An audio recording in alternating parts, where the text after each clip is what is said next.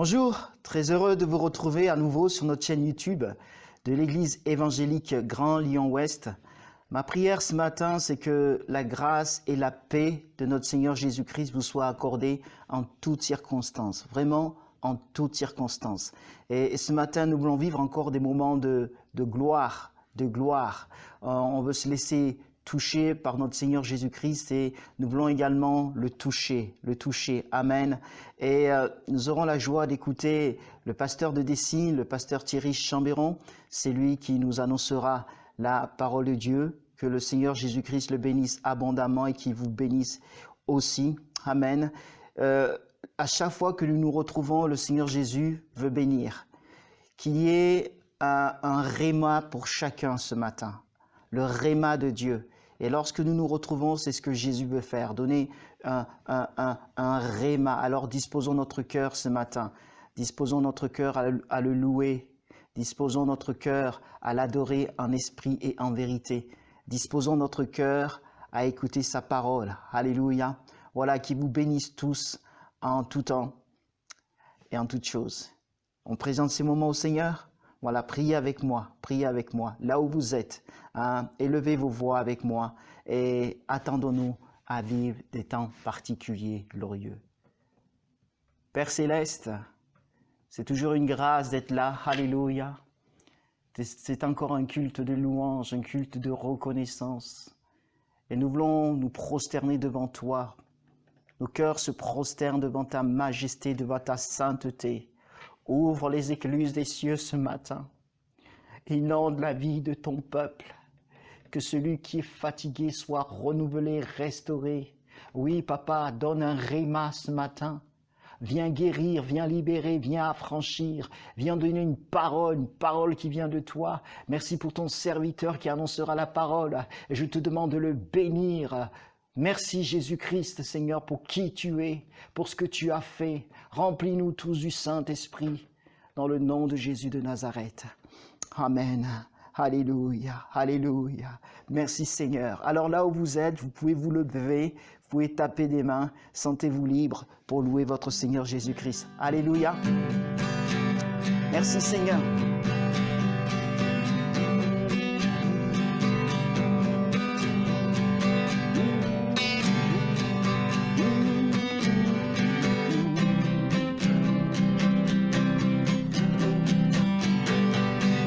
Un chant, alléluia, un chant s'élève, les yeux se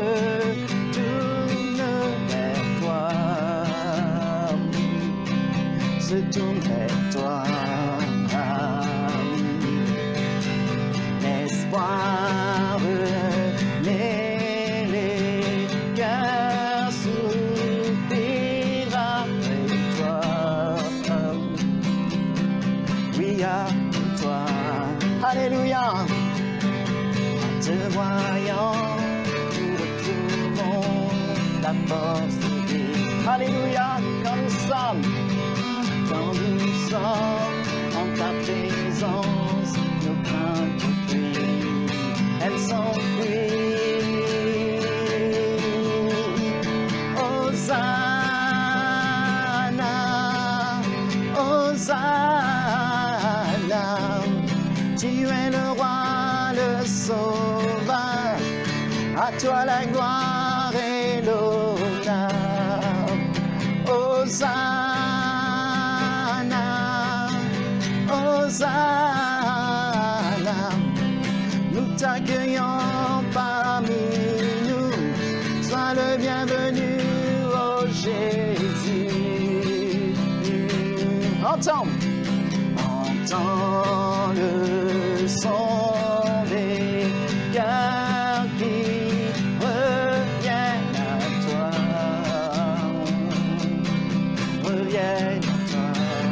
Alléluia mon Seigneur. Dans ton royaume, les vies brisées sont restaurées. Amen. Gloire à toi, Jésus. Te voyant, nous retrouvons la force de vivre. Quand nous sommes en ta présence, nos craintes fuient, elles s'enfuient. Hosanna, Hosanna, tu es le roi, le sauveur, à toi la gloire et l'honneur. Hosanna, Hosanna, nous t'accueillons parmi nous, sois le bienvenu, oh Jésus. En te voyant, nous retrouvons la force de vivre. En te voyant, alléluia. En te voyant, nous retrouvons la force de vivre. Quand nous sommes en ta présence, nos craintes fuient, elles s'enfuient. Hosanna, Hosanna, tu es le roi, le sauveur, à toi la gloire et l'honneur. Hosanna, Hosanna, nous t'accueillons parmi nous, sois le bienvenu, oh Jésus.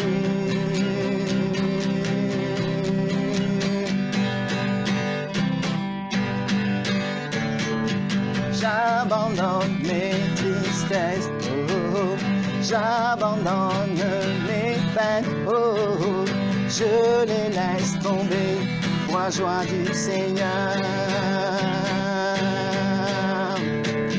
J'abandonne mes souffrances, oh, j'abandonne mes peines, oh, je les laisse tomber pour la joie du Seigneur. Seigneur, je veux te dire oui. Seigneur, je veux te dire oui. Seigneur, je veux te dire oui. Amen. J'abandonne mes tristesses, oh, j'abandonne mes peines, oh, je les laisse tomber pour la joie du Seigneur. Alléluia, j'abandonne mes souffrances, oh, j'abandonne ma honte, oh, je les laisse tomber pour la joie du Seigneur. Seigneur, je veux te dire oui. Seigneur, je veux te dire oui. Seigneur, je veux te dire oui. Amen. Seigneur, je veux te dire oui. Seigneur, je veux te dire oui. Seigneur, je veux te dire oui. Amen. Seigneur, je veux te dire oui. Oh, Seigneur, je veux te dire oui. Seigneur, je veux te dire oui. Amen. Oh, Seigneur, je veux. Seigneur, je veux te dire oui. Seigneur, je veux te dire oui. Seigneur, je veux te dire oui. Amen. Amen.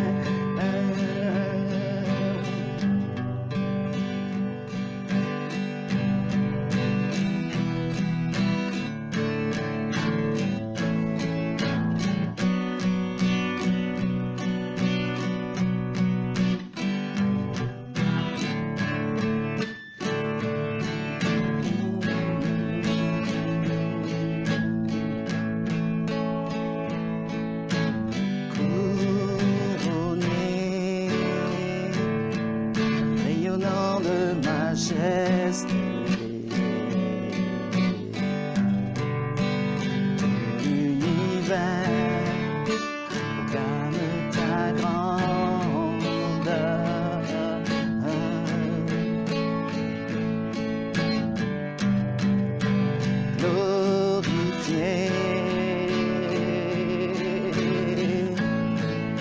Les anges prosternés, tu es assis à la droite du Père.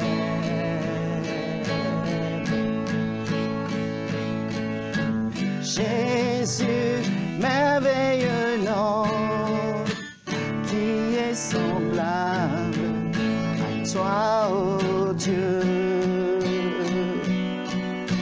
Jésus, précieux nom, et digne de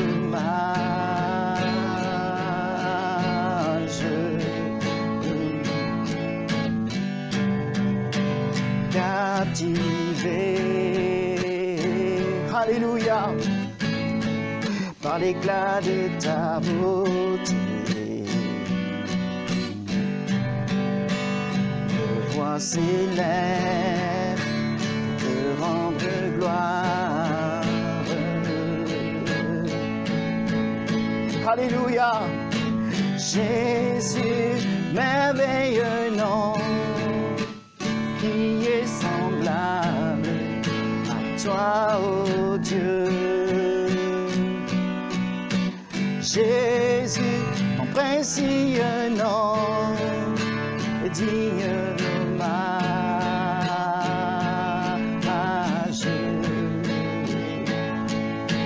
Jésus, merveilleux nom, qui est semblable à toi, ô Dieu.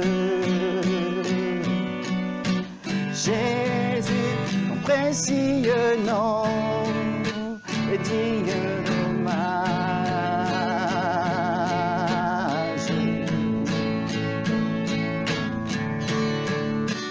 consolateur, divin rocher, libérateur, prince de la paix, Dieu créateur, Fils bien-aimé, roi serviteur, Seigneur couronné, commencement, ultime fin, soleil levant, étoile du matin, Dieu tout-puissant, Dieu saint, saint, saint, sauveur vivant, maître souverain.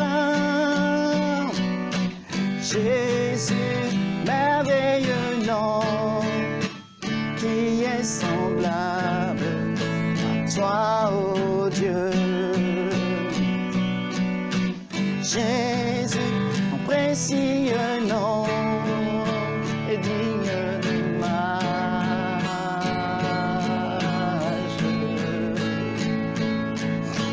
Jésus, merveilleux nom, qui est semblable à toi, ô Dieu.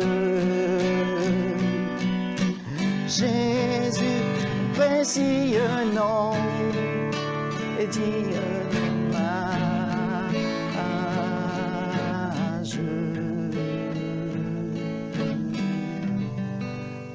Alléluia.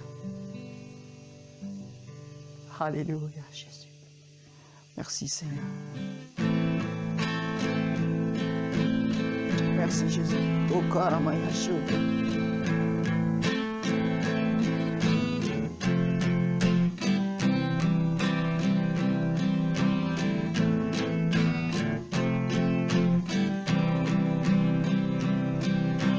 Sur terre et comme toi, Seigneur, amour, beauté, infinie valeur. Ici rien ne peut me satisfaire. Jésus, ton amour me désaltère. Ta présence, c'est le ciel pour moi.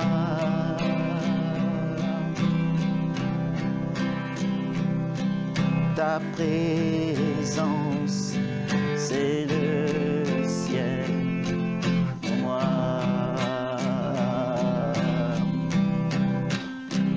Oh, trésor de mon âme et de mon cœur, dans ma faiblesse, tu es ma vigueur. Libre de mon passé, de tout lien, tu tiens ma vie aujourd'hui, demain. Alléluia, Seigneur. Ta présence, c'est le ciel pour moi.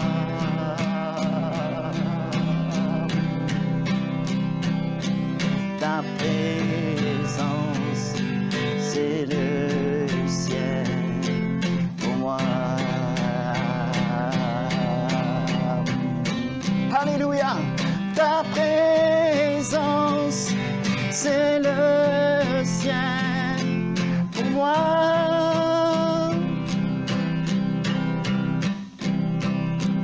Ta présence, c'est le ciel pour moi.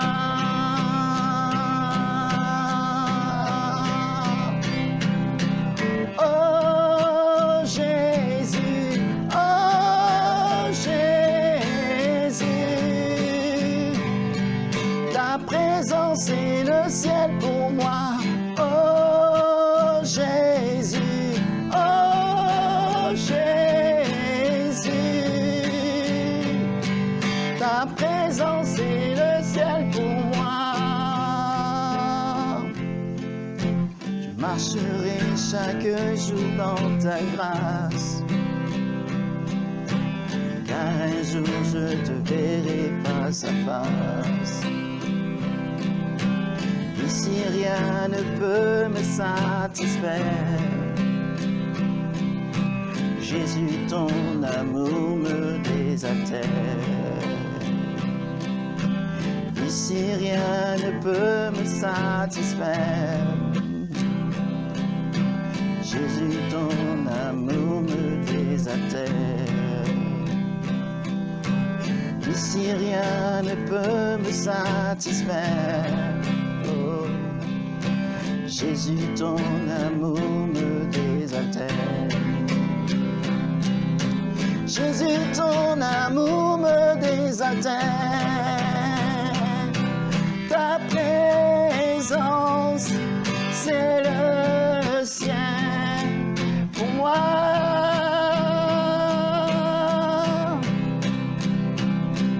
Ta présence, c'est le ciel pour moi.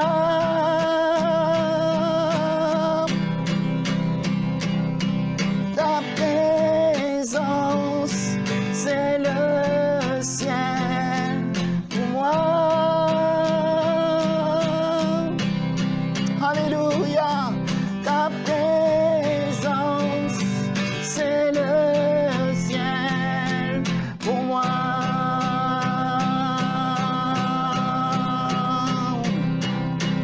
Oh Jésus, oh Jésus,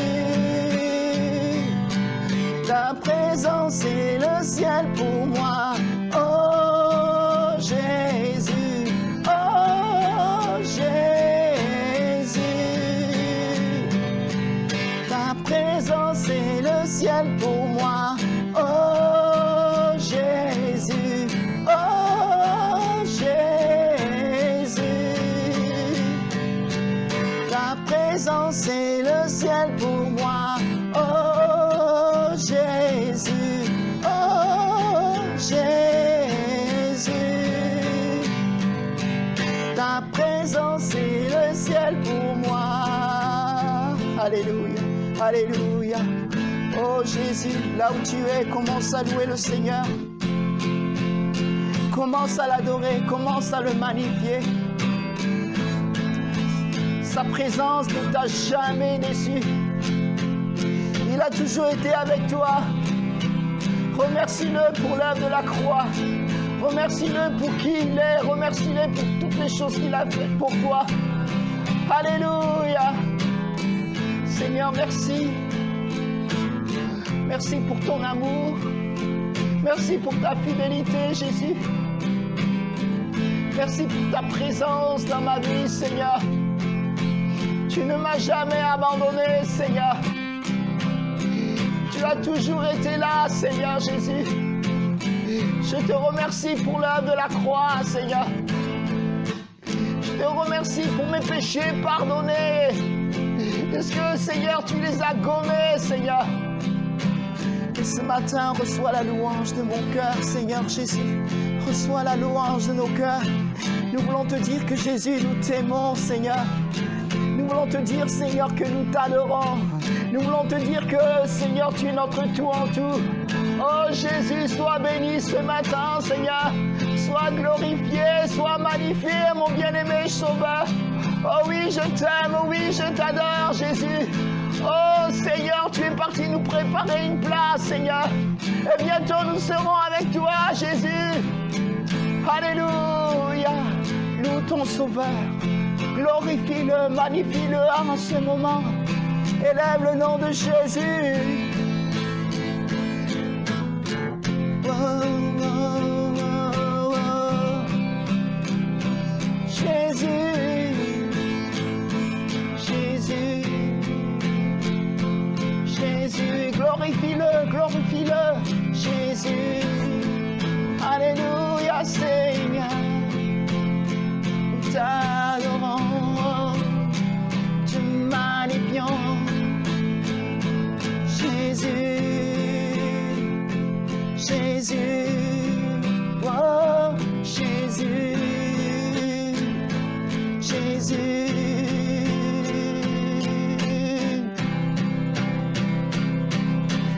Oh Jésus, oh Jésus, ta présence est le ciel pour moi. Oh Jésus, oh Jésus, ta présence est le ciel pour moi. Alléluia. Merci Seigneur. Merci Saint-Esprit. Merci ô Dieu Tout-Puissant. Merci pour qui tu es, Jésus. Merci pour ces moments, ô Dieu Tout-Puissant. Bénis ton peuple. Bénis ton peuple. Bénis ton peuple. Que ton nom soit sanctifié, ô Dieu de gloire. Que ton nom soit magnifié. Je t'adore et je te loue dans le nom de Jésus-Christ. Amen, amen, amen. Tu bénis ton serviteur qui va annoncer la parole de Dieu. Que ta grâce l'environne, ô Jésus. Merci Seigneur, merci Seigneur. Merci Jésus-Christ. Amen, amen. Alléluia. Alléluia. Sa présence dans nos vies, c'est le ciel sur terre. Qui vous bénisse à l'écoute de la parole de Dieu. Voilà, je laisse toute la place à Thierry, le pasteur de Dessines. Que Dieu le bénisse abondamment. Amen. Chers frères et sœurs, bonjour. Très heureux de vous retrouver aujourd'hui pour ce culte d'adoration. Et nous allons ensemble partager quelques pensées que le Seigneur a placées sur mon cœur et qui se trouvent dans l'épître aux Hébreux. Nous allons parler d'un grand personnage de l'Ancien Testament, un homme que nous connaissons tous, même si nous n'avons pas lu la Bible, nous savons de qui il s'agit. J'aimerais donc vous parler de Moïse. Et son nom figure dans cette longue liste qui se trouve au chapitre 11 des Hébreux. On appelle généralement cette liste, ce chapitre, la liste des héros de la foi. C'est comme cela que l'on nomme ces hommes, ces femmes qui se sont illustrés, parce qu'ils avaient la foi. Et Moïse était un homme de foi, exemplaire, extraordinaire, on pourrait rajouter tous les superlatifs possibles, parce que cet homme a marqué son temps. Et donc je vous invite à prendre votre Bible et nous allons ensemble lire l'Épître aux Hébreux, chapitre 11, verset 24. Voilà, j'en profite aussi pour vous transmettre les salutations de tous les chrétiens de l'Assemblée de Dieu de Dessines. Nous sommes voisins, Oulin, Dessines, et nous partageons la même foi. Et donc, voilà, que Dieu bénisse les frères et sœurs de Oulin, que Dieu bénisse les frères et sœurs de Dessines ce matin, qui sont rassemblés pour adorer Jésus. Voilà donc l'Épître aux Hébreux, je lis ceci, c'est par la foi que Moïse, devenu grand, refusa d'être appelé fils de la fille de Pharaon. Il préféra être maltraité avec le peuple de Dieu plutôt que d'avoir pour un temps la jouissance du péché. Il regarda l'opprobre de Christ comme une richesse plus grande que les trésors de l'Égypte, car il avait les yeux fixés sur la rémunération. Nous arrêtons ici la lecture. Il y a d'autres renseignements à propos de ce personnage biblique dans les versets qui suivent, mais nous allons nous concentrer uniquement sur ces trois versets, 24, 25 et 26. Donc, comme je le disais, c'est un grand nom de l'Ancien Testament dont nous allons parler, une figure légendaire que Dieu utilisa dans sa grâce. Et j'aimerais souligner une chose avant d'entrer dans le vif du sujet, et c'est la grâce de Dieu. Sur la vie de Moïse, eh bien, il y a la grâce de Dieu. La grâce de Dieu qui a couvert son péché, la grâce de Dieu qui lui a permis d'exprimer, d'exercer son ministère malgré son passé. La grâce de Dieu. S'il n'y avait pas eu la grâce de Dieu sur la vie de Moïse, eh bien, il n'aurait jamais pu devenir l'homme qu'il est devenu. Il avait tué un homme dans le passé et pendant 40 ans, eh bien, il va se morfondre à Madian parce qu'il était exilé à Madian et là, eh bien, sa conscience va le tarauder. Mais un jour, Dieu va l'appeler à nouveau, il va entendre l'appel de Dieu et il va comprendre que le Seigneur était prêt à tourner la page. Il était prêt à oublier son passé, il était prêt à jeter aux oubliettes ses méfaits d'autrefois. Et ça, eh bien, ça s'appelle la grâce de Dieu. Il est écrit dans l'épître de Paul à Tite, la grâce de Dieu, source de salut, pour tous les hommes, a été manifestée. Et je crois que la grâce de Dieu, c'est un refuge pour tous les hommes, toutes les femmes, de toutes les générations. Pour nous qui nous sentons coupables, accusés, eh bien, pouvons saisir la grâce de Dieu et le Seigneur va pardonner notre péché et nous permettre de tourner la page, de construire quelque chose de nouveau, quelque chose de neuf. Et sans la grâce, eh bien, Moïse n'aurait pas pu devenir l'homme qu'il est devenu, mais par la grâce de Dieu, il est devenu un instrument utile entre les mains du Seigneur. Et je crois que le Seigneur veut se servir de nous, il veut nous utiliser, il veut gommer, il veut effacer nos erreurs d'hier, notre culpabilité, et ça c'est formidable. La Bible nous dit la grâce de Dieu, source de salut pour tous les hommes, a été manifestée. Alors c'est vrai qu'elle a été manifestée à l'époque de Jésus.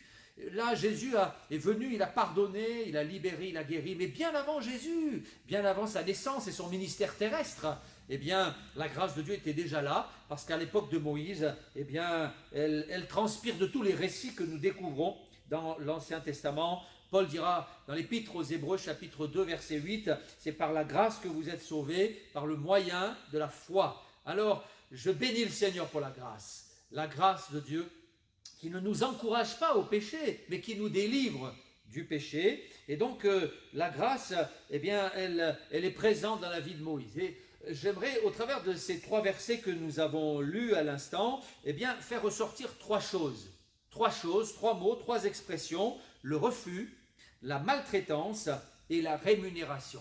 Le refus, la maltraitance et la rémunération. Alors, le premier mot, c'est le mot refus. Il est dit de Moïse, c'est par la foi que Moïse, devenu grand, refusa d'être appelé fils de la fille de Pharaon. Ce qui signifie qu'il va y avoir un moment donné dans sa vie où Moïse va dire non. Il va dire non et il va refuser.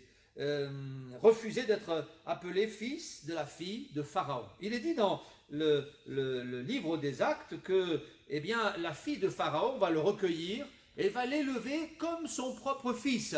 Et donc il va grandir, et puis il va arriver à l'adolescence, puis l'âge de la jeunesse, et là ses yeux vont s'ouvrir. Il va prendre conscience que, en réalité, il n'était pas fils de la fille de Pharaon, mais il était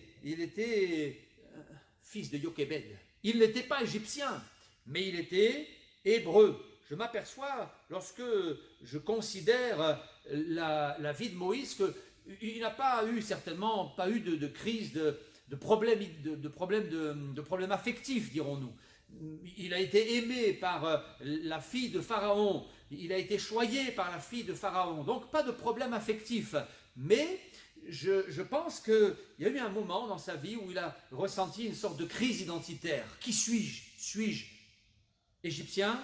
Suis-je hébreu? Et là, eh bien, il a réfléchi à ces choses et ensuite, eh bien, il a pris position et il a refusé d'être appelé fils de la fille de Pharaon parce qu'il savait qu'il était hébreu. Et ça n'a pas été facile, je pense.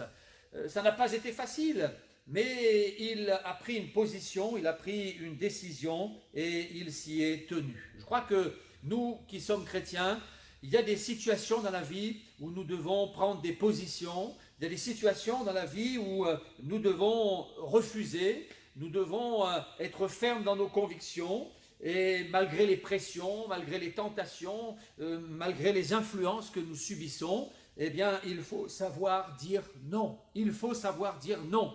Je pense que Moïse a subi des pressions. Pression psychologique, pression spirituelle. Il a certainement subi aussi les influences de la culture dans laquelle il avait évolué. Mais il a dit non, il a refusé parce qu'il savait qu'il y avait sur sa vie un appel et il n'a pas voulu gâcher l'appel de Dieu. Je crois que tous les hommes de la Bible ont été appelés à un moment donné dans leur vie à se positionner et à dire non. Lorsqu'Abraham s'est retrouvé devant le roi de Sodome, il a dit non. Le roi de Sodome voulait lui offrir des présents, des cadeaux, mais il a dit non, je ne veux rien venant de toi. Lorsque les amis de Daniel ont été confrontés au roi Nebuchadnezzar et qu'on les a obligés à se prosterner devant la statue d'or, eh bien ils ont refusé, ils ont dit non. Et il y a eu un coût, ça leur a coûté cher, ils ont payé cher leur refus, puisqu'ils se sont retrouvés jetés dans la fournaise, mais Dieu les a bénis et délivrés. Lorsque Joseph s'est retrouvé devant sa maîtresse face aux avances et aux insistances de sa maîtresse, il a dit non, il a refusé. Lorsque Moïse donc a été confronté à ses choix, il a dit non. Et je crois que nous devons apprendre à dire non. Non au péché, non aux influences de ce monde, refuser les intimidations de la part de l'adversaire. Le mot qui jaillit de ce texte, c'est le mot refuser. Lorsque Moïse, devenu grand, eh bien, il refusa. Une preuve de virilité, de maturité spirituelle. Il était devenu grand, et là, eh bien, il a pris position. Je crois aussi que derrière cet homme, ce grand homme de Dieu, il y avait une femme. Il y avait sa maman, Jochebed. Et je pense, c'est pas écrit dans la Bible, mais je pense que Jochebed a dû prier pour son fils et qu'elle a dû intercéder le Dieu d'Israël, qu'elle a dû invoquer le Dieu d'Israël en faveur de son fils. Jochebed priait. Et je pense que la prière de cette maman a été plus puissante que les arguments de la princesse. Donc nous devons apprendre à dire non, même si ça doit nous coûter cher. Ça a coûté cher à Moïse, puisque eh bien, il a tout perdu, il a perdu son confort, ses honneurs, sa prestance, sa gloire, et il a dû partir en exil, parce qu'à partir de ce moment-là, il a été maltraité. Et c'est le deuxième mot que j'aimerais mettre en exergue dans ce passage. Il préféra être maltraité avec le peuple de Dieu, plutôt que d'avoir pour un temps la jouissance du péché, maltraité. Il a dû partir en exil à Madian pour échapper à la mort. Sa tête avait été mise à prix parce qu'il avait tué un homme, mais aussi parce qu'il avait renié ses origines, il avait mis de côté la culture d'Égypte, alors on lui en a voulu. Et on a commencé à le maltraiter. Il est parti comme un paria, comme un fugitif, Je crois que quand on prend position, eh bien on subit ensuite le contre-coup, les retours de manivelle, comme on dit. Et il peut arriver qu'on soit maltraité, parfois par des proches, des amis, des collègues de travail, mais aussi et surtout par l'adversaire. Parce que cette maltraitance, elle est spirituelle. Elle est spirituelle. Il y a une maltraitance qui agit à l'encontre du peuple de Dieu. Et des chrétiens, lorsqu'ils prennent position, ils deviennent gênants pour l'adversaire. Et d'ailleurs, Moïse en a fait les frais, mais on pourrait en citer d'autres, notamment l'apôtre Paul. Écoutez ce que Paul écrit dans 2 Corinthiens, chapitre 11, et le verset 24. Il dit, 5 fois, j'ai reçu des Juifs 40 coups moins 1. 3 fois, j'ai été battu de verge. 1 fois, j'ai été lapidé.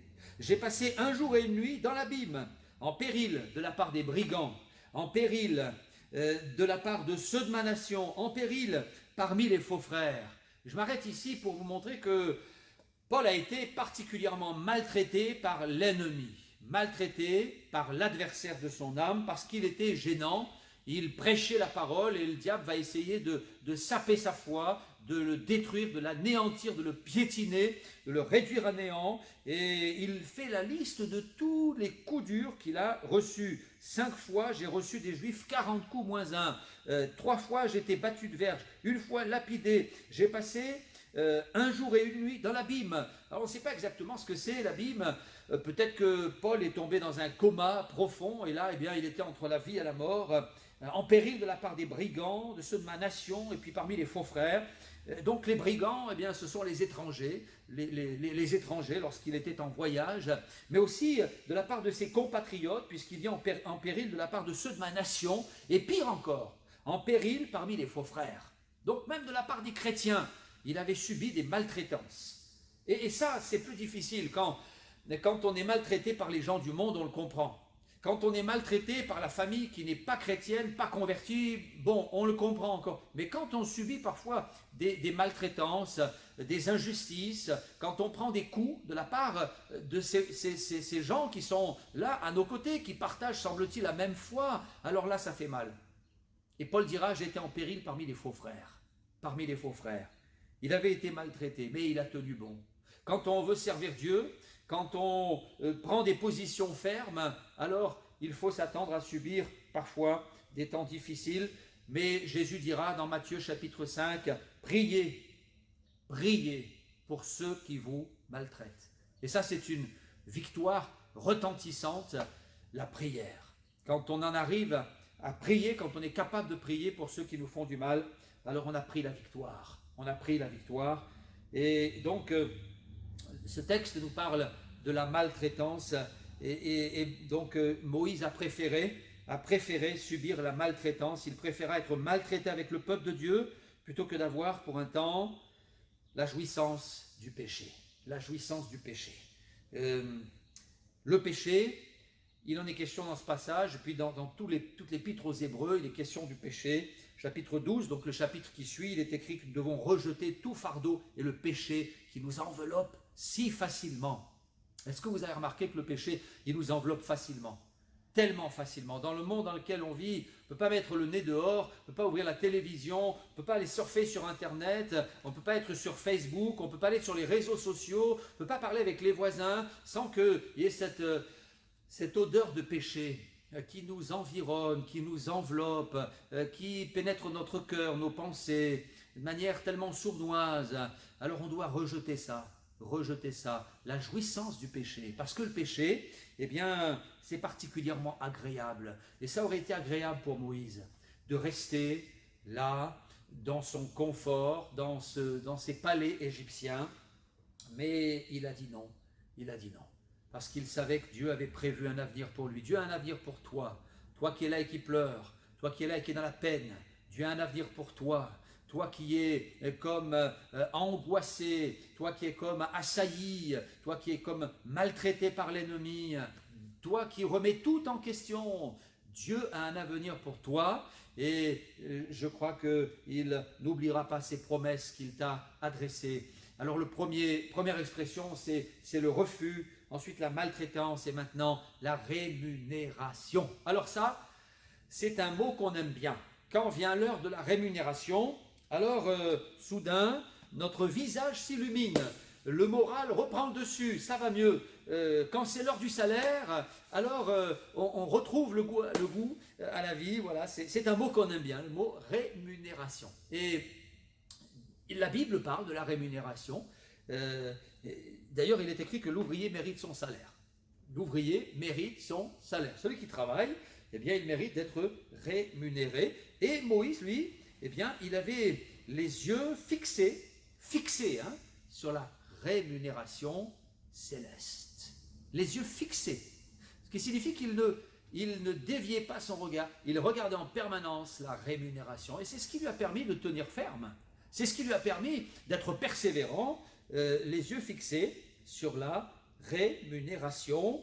Dans l'épître de Paul aux Colossiens, au chapitre 3, je lis ceci: vous recevrez du Seigneur l'héritage pour récompense. Donc Dieu est un Dieu généreux et il sait récompenser ceux qui le servent. Et cela, Moïse n'en doutait pas. Pourtant, eh bien, pendant 40 ans, il a tout perdu. En commençant par ses richesses, il s'est retrouvé à garder les troupeaux de son beau-père, à Madian, à réfléchir donc à son avenir, et petit à petit, eh bien, il a certainement pensé qu'il n'avait plus d'avenir. Mais malgré tout, il avait quand même les yeux sur la rémunération. Il ne savait pas comment Dieu allait faire, mais il savait que Dieu était un Dieu qui savait récompenser ceux qui sont fidèles. Dans l'évangile selon Matthieu, Jésus s'adresse aux disciples et il dira: votre récompense sera grande dans les cieux. Alors, je ne sais pas quelle est l'épreuve que vous traversez, je ne sais pas quelle est la difficulté que vous subissez aujourd'hui, peut-être la maladie, peut-être le deuil, peut-être l'injustice, vous avez subi des pressions professionnelles au travail, vous subissez des pressions, des menaces, des moqueries, peut-être que vous êtes maltraité par votre mari, c'est peut-être un mari inconverti qui est là à vos côtés et qui se moque de vous, qui vous humilie, qui vous méprise.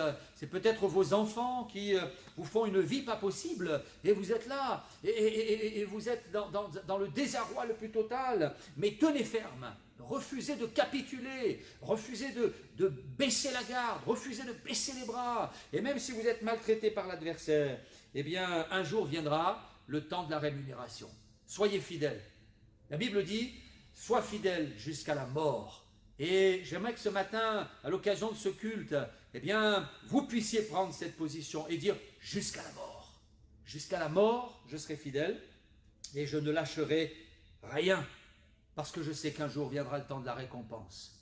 Je réfléchissais, je méditais ce thème et je me suis aperçu que dans la Bible, notamment dans l'Ancien Testament, eh bien, on trouve dans la loi mosaïque une sorte de code du travail qui avait été mise en place pour défendre les droits des salariés. Dans le Lévitique, au chapitre 19, au verset 13, écoutez ceci, il est dit: tu ne retiendras point jusqu'au lendemain le salaire du mercenaire. Donc le Seigneur, eh bien, il s'inquiète du sort de l'ouvrier, du mercenaire, de l'esclave, du serviteur. Et il dit au maître: je t'interdis de retenir le salaire de ton serviteur jusqu'au lendemain. Il faut savoir qu'à l'époque, on était payé à la journée, on travaillait du matin au soir, et quand le soir arrivait, eh bien, on passait chez le maître et on récupérait le salaire, ce qui permettait ensuite de vivre pour le lendemain. Et là, eh bien, Dieu dira: tu ne retiendras pas le salaire jusqu'au lendemain, salaire du mercenaire. Et Dieu, c'est un Dieu juste, un Dieu juste. Et il prend soin des salariés. Et s'il nous a laissé ces textes, c'est parce qu'en réalité, lui-même ne retiendra pas notre salaire, notre récompense, notre rémunération. Et j'aimerais terminer en vous disant que notre rémunération, on ne la verra peut-être pas en bas, ici-bas, on ne la verra peut-être pas sur cette terre, mais on la verra là-haut, dans le ciel. C'est ce qui ressort de ce passage de l'Épître aux Colossiens: vous recevrez du Seigneur l'héritage pour récompense. C'est un héritage céleste. Alors, Paul dira plus tard: si c'est pour cette vie seulement que nous espérons, alors nous sommes les plus malheureux de tous les hommes. Pour moi, eh bien, je sais que si nous perdons tout ici, si même nous traversons des déserts, des tempêtes, que nous prions et que nous n'avons pas d'exaucement et que nous vivons les pires tragédies, les pires injustices, Peu importe, on continue la marche, on reste ferme parce qu'on sait que notre espérance, notre héritage, notre récompense, on l'aura là-haut dans le ciel. Jésus dira à ses disciples, réjouissez-vous de ce que vos noms sont inscrits dans le ciel. Alors, je sais que cette période de pandémie, de confinement, de déconfinement, de crise sanitaire et sociale, eh bien, cette période a été et est encore difficile pour certaines personnes.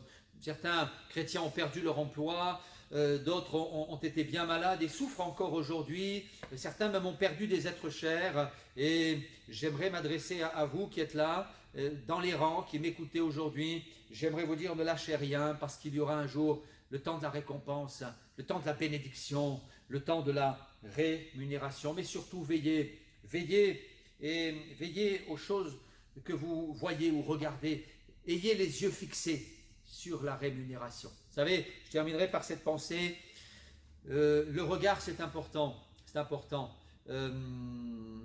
Tant que nous resterons les yeux fixés sur Jésus, nous ne serons pas perturbés par les choses qui sont là, à droite ou à gauche. Tant que nous resterons les yeux fixés sur Jésus, eh bien, nous ne serons pas séduits, nous ne subirons pas ou plus les influences de ce monde. Mais au moment où nous cesserons de regarder à Jésus, eh bien, c'est là que nous allons commencer à vaciller. Nous devons ne pas lâcher Jésus des yeux. Il doit être au centre de nos vies, au centre de nos préoccupations, au centre de nos cœurs. Ne lâchez pas Jésus des yeux, regardez à lui, regardez à lui. Et ainsi, eh bien, vous pourrez demeurer ferme jusqu'au bout et ne pas fléchir dans la tempête. Le regard, c'est important.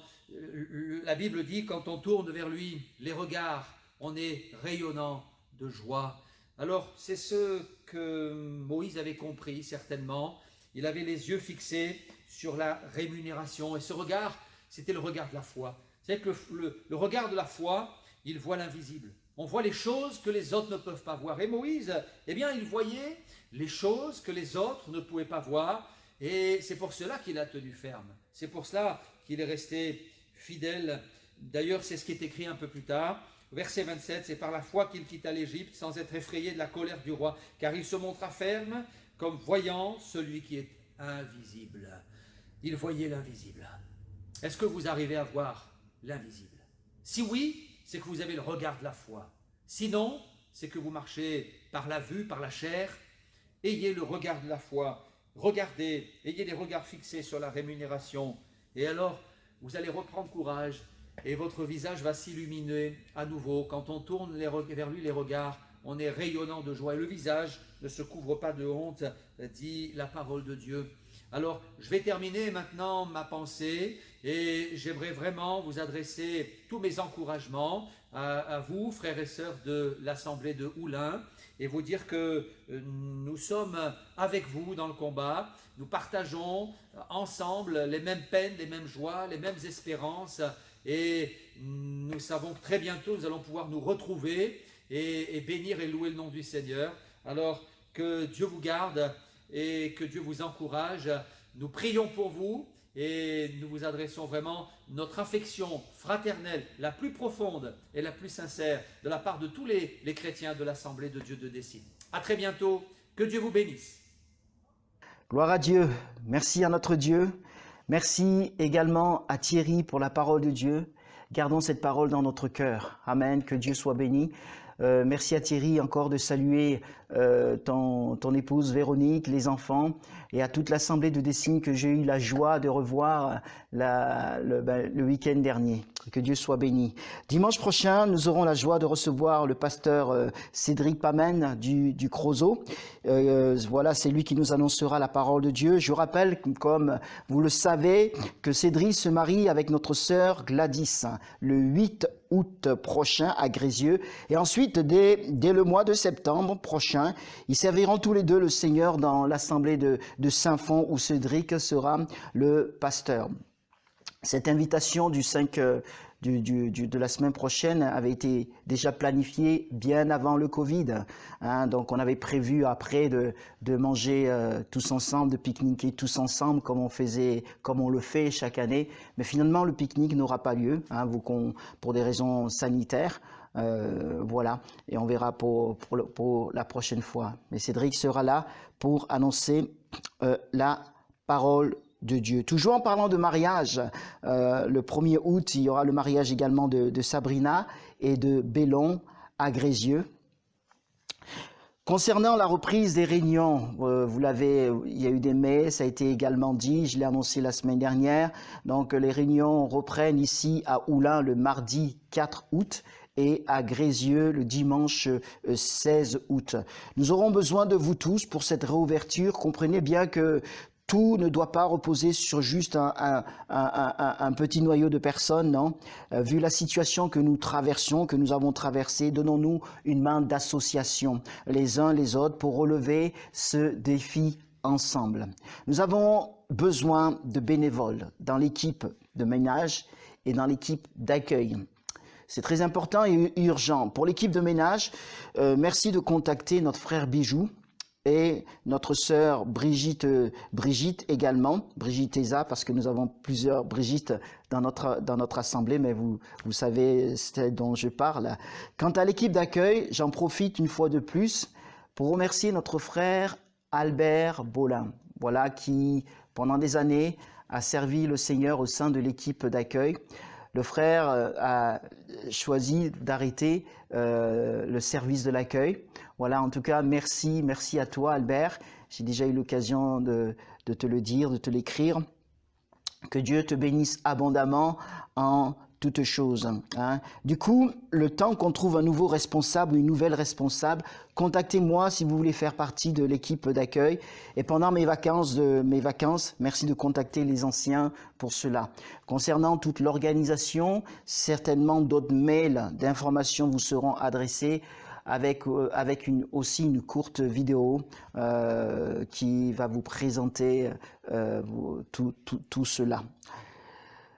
Concernant mes vacances, je serai en vacances du lundi 6 juillet au dimanche 26 juillet inclus. Et pour toute chose, merci de vous adresser aux anciens pendant mes temps de vacances. Jusqu'à la réouverture, le mardi 4 août, seules les réunions de vendredi et dimanche seront maintenues. Donc il n'y aura plus les réunions de jeûne et prière du jeudi. Cela reprendra en septembre. Et quant aux dévotions hebdomadaires, voilà, ça va s'arrêter aussi. Puis je verrai comment poursuivre tout cela.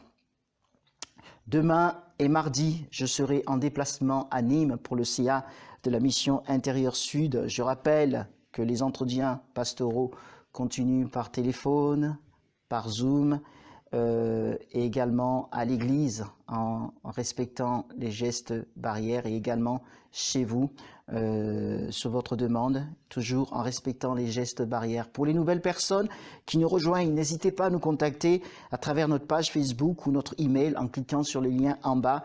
Et pour tous, n'hésitez pas à vous abonner à notre chaîne YouTube. Je vous dis à bientôt. Que Dieu vous bénisse abondamment. Prenez soin de vous. Shalom, shalom.